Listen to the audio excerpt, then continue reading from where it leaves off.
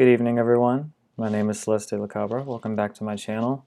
I apologize for the delay in videos. I know it's been a while since I made one, but hopefully you all can find it in your hearts to forgive me. Today I wanted to do a Letterboxd recap of everything that I watched during the month of May. It looks like I hit my goal of 60 films.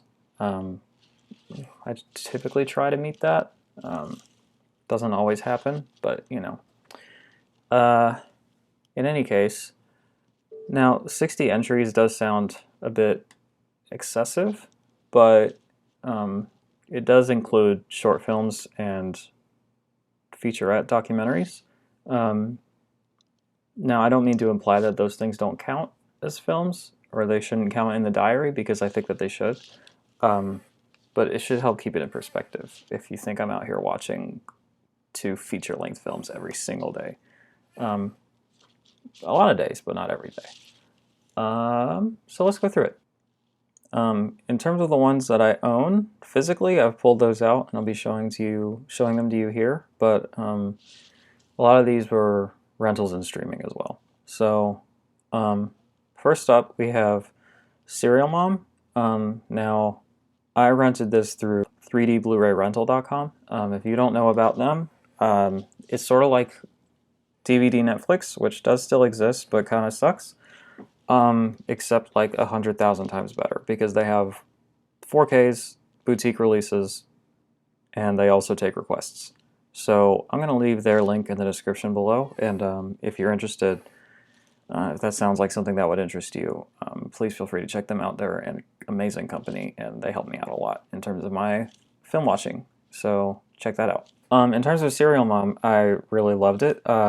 This was part of the end of my John Waters filmography binge, because me and both of my partners went to see him at the Bird Theater here in Richmond. He did a stand-up set, and then it was followed by a screening of Pink Flamingos for the 50th anniversary. So that, I guess, dovetails into my second entry, which was Pink Flamingos. Both of these films I really love. They're really hilarious and subversive, and if you're gay, you should watch them. Next is a supplementary interview that was included on the Serial Mom Scream Factory Blu-ray that I rented. And I really enjoyed it. I just love watching John Waters talk about his films, or about anything really. I just think he's so funny and compelling, and just a joy to listen to.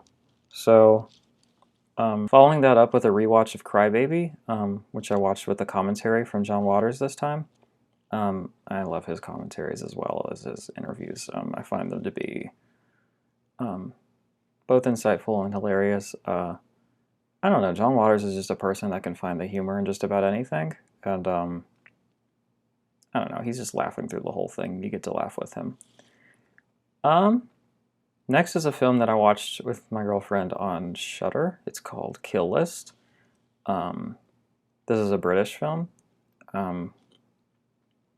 I don't want to talk too much about it, because I think it's best experienced as blind as possible. Let's just say it's probably not what you would expect. There's parts of it that are funny, parts of it that are graphic and disturbing, and parts that are scary. If you like horror films, you should check it out. Next is a supplementary feature on Crybaby. It's called I Came from Baltimore. Pretty much the same as the other stuff. I just love John Waters. Now, next, I started Saboteur last month in terms of my Alfred Hitchcock The Masterpiece Collection box set. And this was the next entry, Shadow of a Doubt. This was actually Hitchcock's favorite film that he made. I think it's fantastic. Joseph Cotten gives an amazing, devilish performance, as does the lead actress, whose name is escaping me at the moment. In any case, I highly recommend it. Next, I watched the feature not feature length, but the featurette documentary. There's at least one for every single film in this masterpiece set, and I've been watching all of them. So I watched this one, and it was pretty decent. Next is another rental from 3D Blu-ray. This was the 4K of Brendan Fraser's iteration, I guess, of The Mummy. This is one I watched when I was a kid back in the day, and I remember enjoying, but not like super loving. And I wanted to see if it is better now that I'm older, and it was okay. I mean, I like it. It's fun. It does the thing that I hate, where the lovable scamp male lead is like kind of shitty, but also lovable, and the girl hates him, but it's very obvious that they're gonna end up by the end of it. Sorry if that's a spoiler, but it does that thing, which I don't like.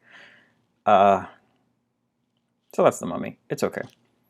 Next was Alfred Hitchcock's Rope, which really blew me away. As you can see, I gave that one a 9 out of 10.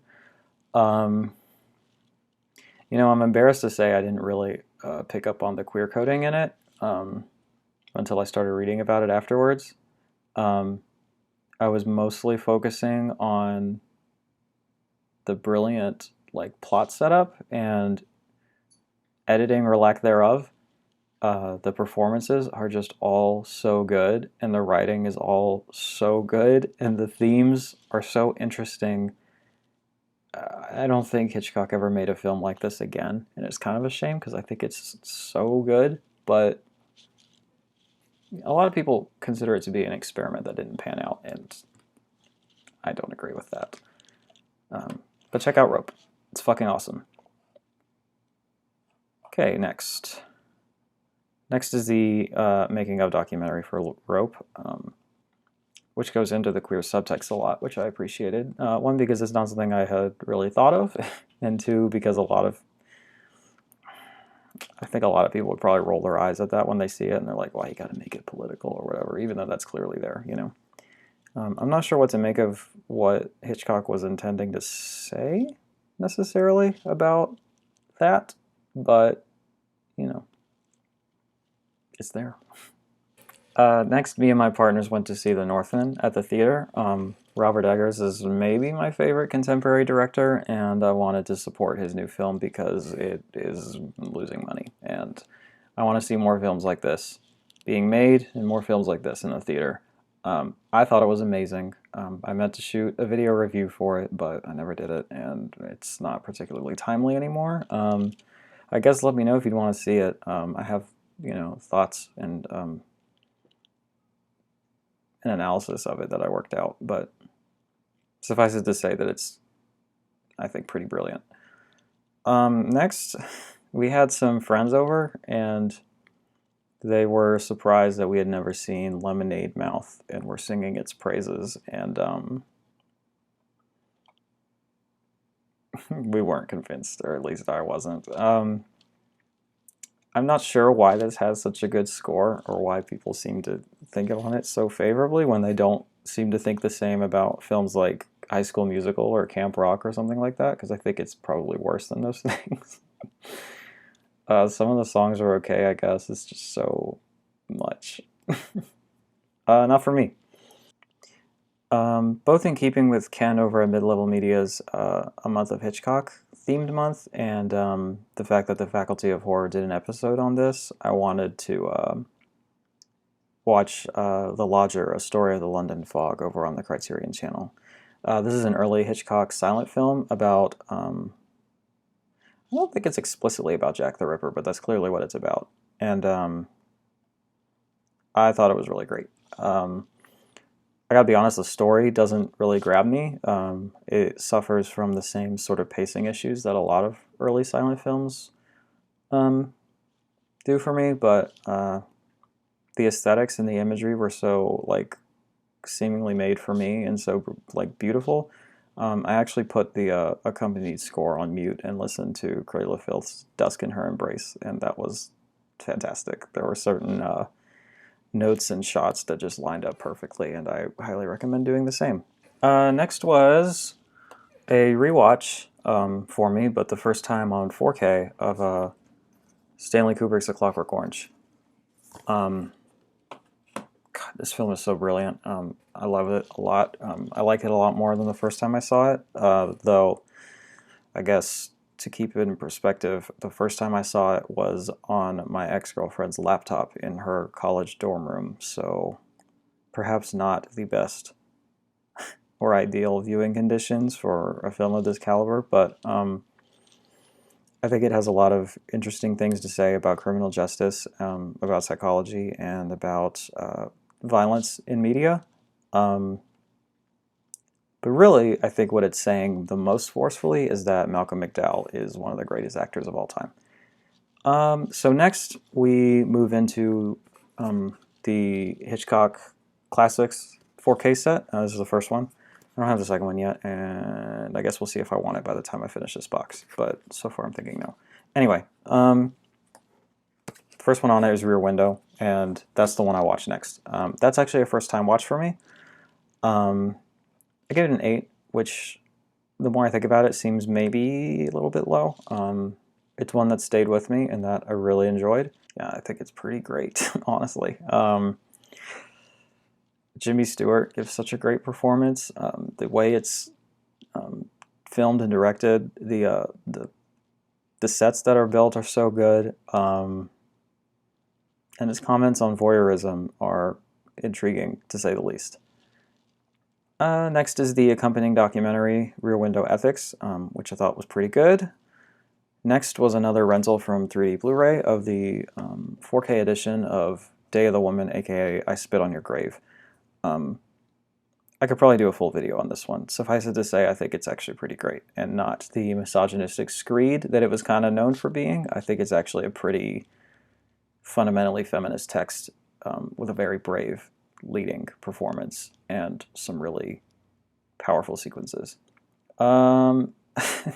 We decided to follow up something really horrible and serious with something that's a different kind of horrible. We watched Money Plane. We did that because it's a meme over in the Frasier shitposting group, because Kelsey Grammer's in it and gives, let's call it, a fun performance. This movie's really a piece of shit, but I had a lot of fun watching it and riffing on it, so I gave it a 3. Next is another one from the Masterpiece limited edition set, not the 4K one. It's called The Trouble with Harry. This is a weird one for Hitchcock, I think. This is just his attempt at just straight up black comedy. There's not really any elements of thriller or suspense in this. The Blu-ray transfer looks immaculate, and the cinematography of all the autumnal landscapes and colors is just absolutely beautiful. But unfortunately, the writing didn't really do it for me. It's just kind of meanders and doesn't really go anywhere, and I don't think it's particularly funny. So unfortunately, that one's not for me, but I might revisit it at some point in time. Then we watched the accompanying documentary, which I liked a little bit more. And then I watched both versions of The Man Who Knew Too Much, because the original was streaming on the Criterion channel, and the remake was in the Hitchcock box. If you don't know, these are both Hitchcocks. He remade his own film. The first one I thought was pretty decent. It's got Peter Lorre in his, I believe, first English-speaking performance, and I love him, and I loved his performance. I loved the ending sequence. Hitchcock, I think, in his interview with Truffaut said that this was clearly a film made by someone learning the ropes, and this is more one made by a master of his craft, which, while a bit of an egotistical statement to make, I think is true, because the 1950s remake, I think, is fantastic. Again, this is another one that's kind of bordering on the 8 or the 9. Like, it's so good.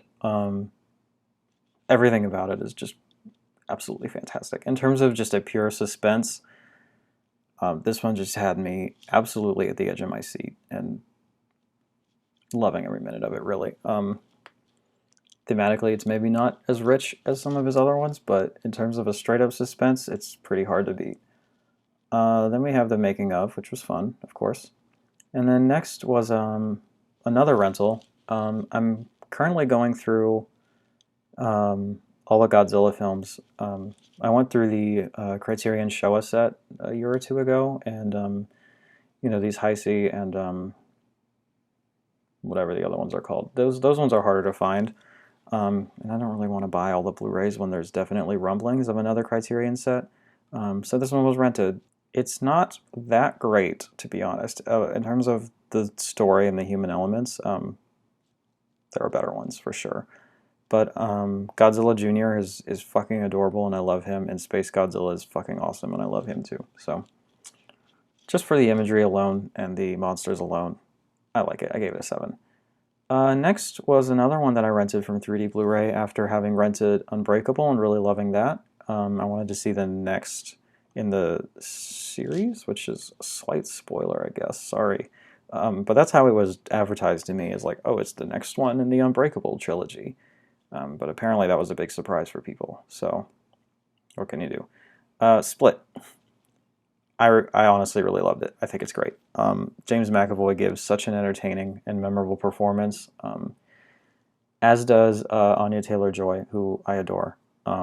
And it definitely has its problems in terms of its representation of dissociative identity disorder. I can totally understand someone watching this and hating it and thinking it's really offensive and not cool, but God, it's just so tightly paced and brilliantly performed, and I got a lot out of it. I really enjoyed it. Shout out Hedwig. Next, I did a double feature with one of my partners, and the reason being I wanted to show them 2 of my all-time favorite films that they had never seen, and also after having rewatched The Wicker Man, I wanted to get a solid answer for myself on what my favorite film of all time is, because I had thought it was Eyes Without a Face for a while, and after having rewatched them, I think they're both perfect still, but The Wicker Man I think is my favorite film of all time. I don't know how well you can see my tattoo of it. It's not great. Anyway, we watched Night of the Hunter first, which I think is probably my second favorite film of all time. It's just, I'm not going to talk about it too much because I could talk about it for hours, but here's the Criterion Blu-ray that we watched, which you should buy because it's wonderful and the supplements are excellent. They're not logged here because I watched them a few years ago and I didn't feel like rewatching all of that, but the film itself is like almost a quasi-musical. It's the only film that Charles Laughton never did, which is an absolute tragedy, and it is, I mean, it's just a masterpiece. I don't know what else to say. Like, it's so thematically, the amount of thematic richness that they fit in its 90-minute or so runtime is really astonishing. Like, it's maybe the most beautiful looking film I can think of. Like I said, I could talk about it forever, and I love it so much. Next is Eyes Without a Face. Again, here's the Criterion edition, which you should buy. This is maybe my favorite artwork that they've done. It's just such a beautiful package, and I love it very much. Let's say I still think it's perfect. I don't think it's the best film I've ever seen anymore, like I did when I watched it a few years ago. But there's so much here in terms of its portrayal of womanhood and its portrayal of gender identity and just identity in general. There are some really gruesome sequences in it too that are like still hard to watch. My theory is that this is a trans movie. Okay, I don't think that's explicit, but I think there's definitely a way to read it as a trans movie, and it's just really beautiful, and you should watch it if you haven't seen it. Next is another from 3D Blu-ray. This is the Vinegar Syndrome edition of Censor, which is a really intriguing horror film about a British censor during the Video Nasty era. I really enjoyed it. I think it has a lot of interesting things to say, and you should check it out. I followed that up with the short film that's included. It's just called Nasty. It's not as good, obviously. It's like the first attempt at these ideas, I think, but it's fun. Next, I went through a few... I went through the supplements on the Rear Window disc. So here we just have a pretty bare bones interview. But then these 2 documentaries, this one here I really highly recommend watching. It's actually a really great analysis of Hitchcock's directorial style. And here is another really great one, sort of analyzing the way he utilized music and sound design. Um, these are really like tight, kind of film school-esque documentaries that I wish were longer, but they're really great. I watched Censor again with the. I started the commentary with the director, and I wasn't super taken with it. A lot of the stuff I had read on the Wikipedia already, but I wanted to rewatch it with the commentary from. Yeah, I watched the one with. Sorry, I had to look it up because I didn't want to butcher this person's work by getting their name wrong, but it's Kat Ellinger, who I love and does great commentaries, and this one was no different. This was a really great look back at her experience with the video nasties and what this film has to say about it, so I highly recommend checking that out if you have the disc. Another rental from 3D Blu-ray, The Lords of Salem. This one didn't really do it for me, to be quite honest with you. It's okay, and it has its aesthetic moments that I really like, but I don't know that it's really successful at what it tries to do. After that, we have Elle, the Paul Verhoeven, let's call it a rape and revenge film, but that's not really that accurate. This one I think is extremely thought-provoking and just immaculately scripted and created. It's so fucking good, honestly. Like, the amount of plot threads that this successfully wraps up in its runtime is honestly astonishing. We wrapped up our first viewing of the original Twin Peaks series this month, so we went ahead and watched Fire Walk with Me. I did love it, not as much as I hoped I would, because I think I was expecting something else going in. I was expecting some level of resolution to the plot threads that were never wrapped up, and there's a casting decision that I really didn't like. But overall, it's really great. It's really grim. It's kind of a tough watch, and I understand why people were upset when it came out, but I think it really holds up. Next, I watched Skin Deep on Tubi to try to see if I wanted to buy the Severin edition in this upcoming sale. This movie's really fucking weird. It's like a Texas Chainsaw style black comedy, I guess, and it's just so bizarre. Like, just watch it. It's free on Tubi right now, and it has some pretty poor reviews, but I like it a lot. Next, I watched my DVD copy of Calvaire, or as it's known in English, in maybe the funniest translated title, The Ordeal. If you've seen the film, you might know what I mean there, because to call what this person goes through an ordeal is very funny to me. But I really enjoyed it. It's fairly disturbing. It's fairly bizarre, and unfortunately, it's really fucking hard to find. Like, it's not streaming anywhere, so outside of pirating, which I don't like to do, the only way to do it was to buy this old DVD. And I found it for a good price on eBay. Say hi, Bigwig, and please get out of the way. Thank you. Love you, buddy. The DVD's out of print, so unfortunately, it's let's move on. Next, I watched Possession for the first time. I watched this Mondovision Special Edition Blu-ray. Not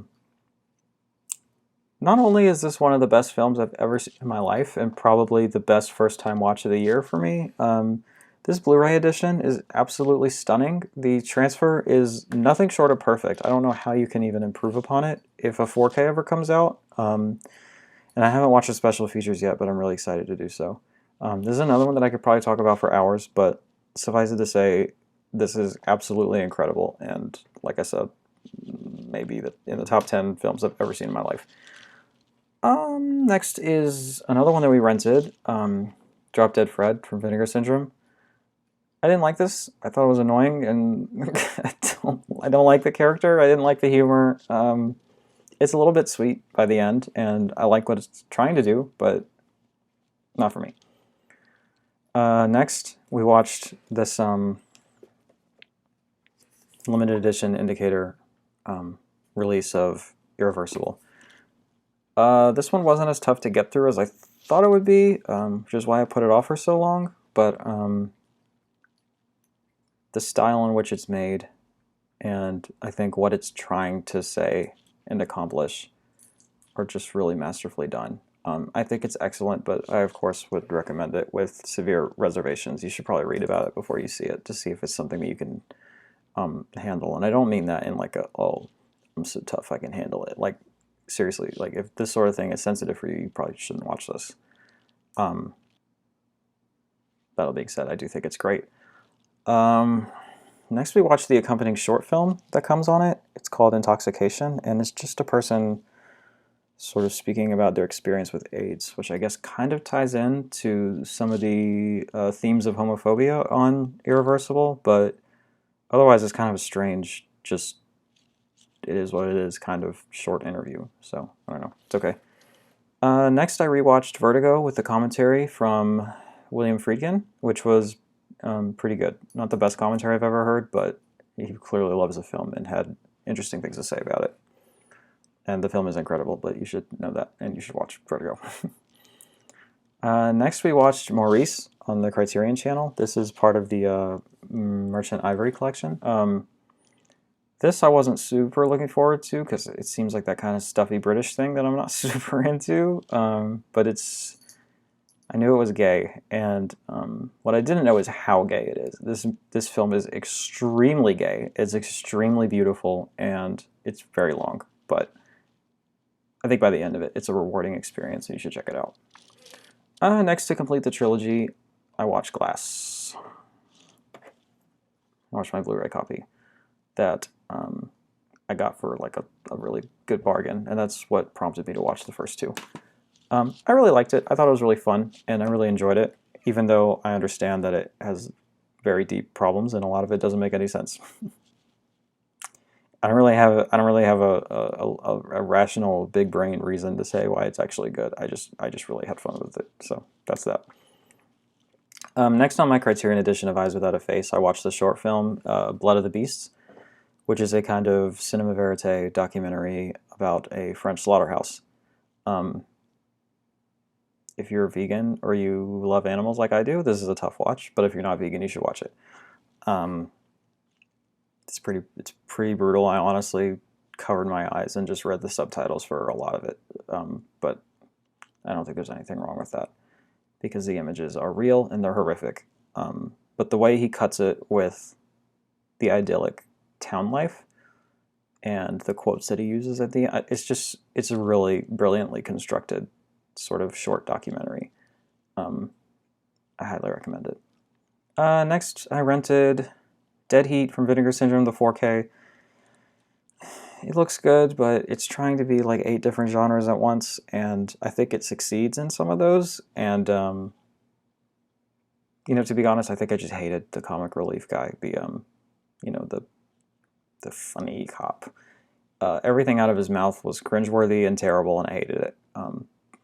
But the practical gore effects were pretty good, and overall, it's a fun film. So check it out. Another Vinegar Syndrome rental, The Beastmaster on 4K. This was pretty slow. And I wasn't sure about it, but by the end of it, I think I really did enjoy it. It's kind of like Conan the Barbarian meets A New Hope meets The Jungle Book, but not quite as good as any of those things. But there's a lot to love about it. The protagonist has a sensitivity to him that I think is absent in a lot of films like this that I really appreciated. And there's a lot of cool set pieces in battles that are just a lot of fun.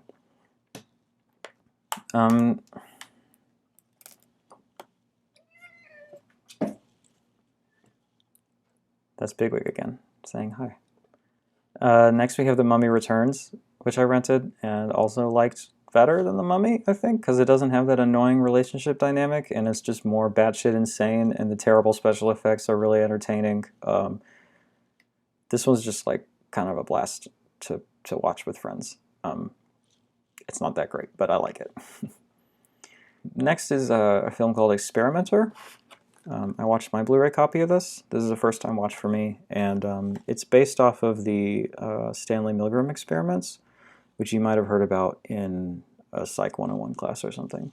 But I actually think this is a really brilliantly made biopic, and it changed the way that I think about both The Experimenter and The Experiment.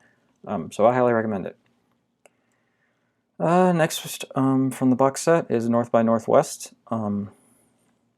This is another one where it's like not particularly thematically dense, other than like satirizing his own films, I guess, and maybe some other comments here and there about various social issues, maybe. But honestly, I think he just wanted to make like the most banger ass Hitchcock thriller he could possibly make, and I think he largely succeeds. This is pretty great from a filmmaking standpoint, and it's also highly entertaining.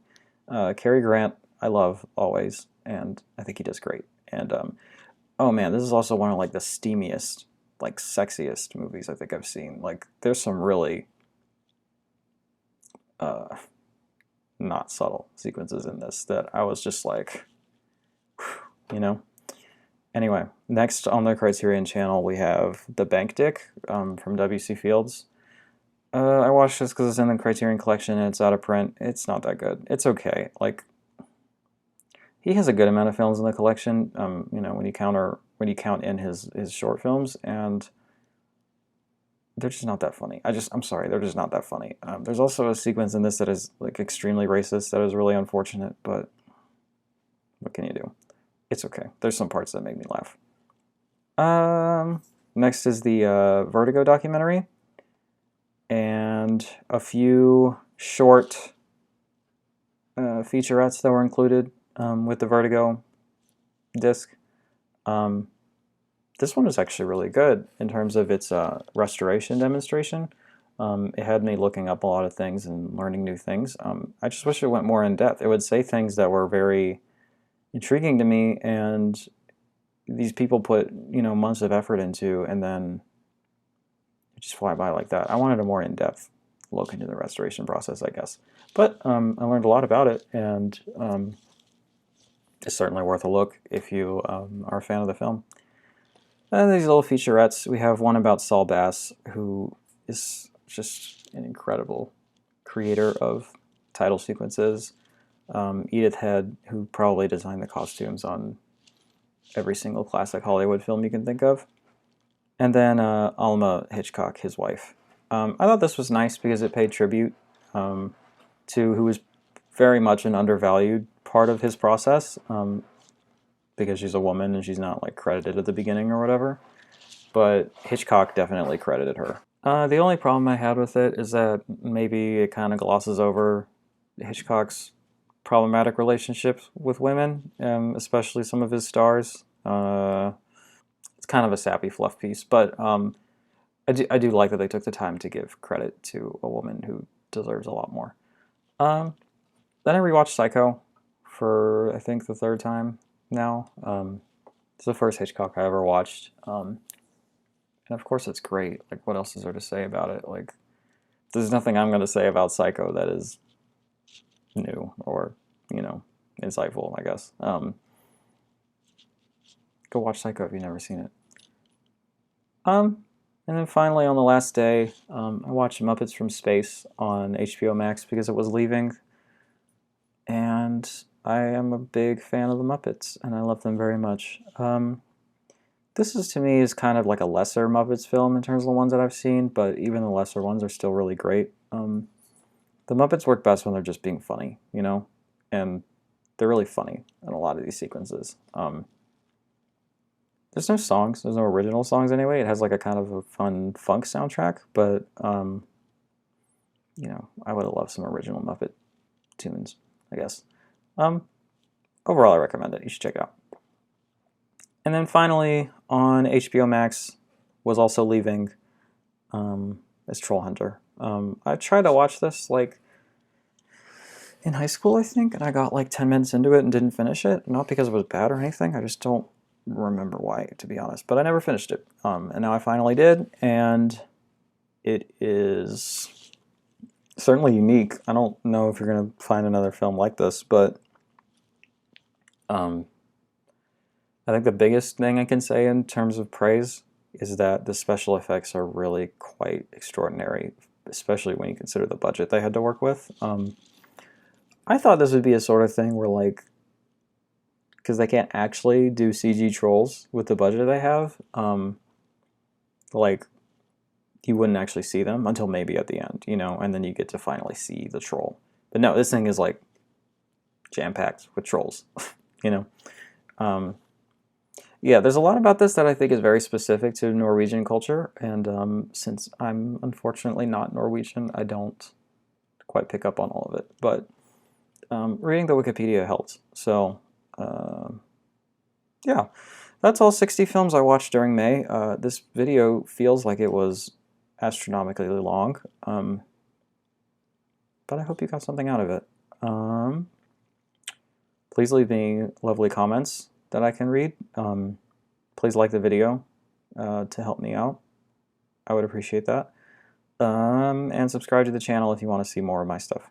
But you probably know that already.